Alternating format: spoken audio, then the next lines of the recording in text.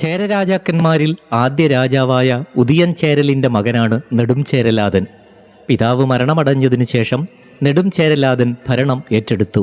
അദ്ദേഹത്തിൻ്റെ ഭരണകാലത്ത് കവികളെയും കലാകാരന്മാരെയുമൊക്കെ ഏറെ പ്രോത്സാഹിപ്പിച്ചിരുന്നു. തൻ്റെ കൊട്ടാരത്തിലെത്തുന്നവർക്ക് അദ്ദേഹം വലിയ സൽക്കാരങ്ങൾ നൽകിയിരുന്നു. നിരവധി രാജാക്കന്മാരെ നെടുംചേരലാതൻ കീഴടക്കി. ശത്രുരാജ്യങ്ങളിൽ നിന്ന് പിടിച്ചെടുത്ത ആയുധങ്ങളും രത്നങ്ങളുമൊക്കെ സമുദ്രതീരത്ത് മറ്റുള്ളവർക്ക് കാണുവാൻ വേണ്ടി പ്രദർശിപ്പിച്ചിരുന്നുവെന്ന് കാവ്യങ്ങളിൽ രേഖപ്പെടുത്തിയിരിക്കുന്നു. കണ്ണനാരുടെ കാവ്യത്തിലെ നായകൻ നെടുംചേരലാതനാണ്.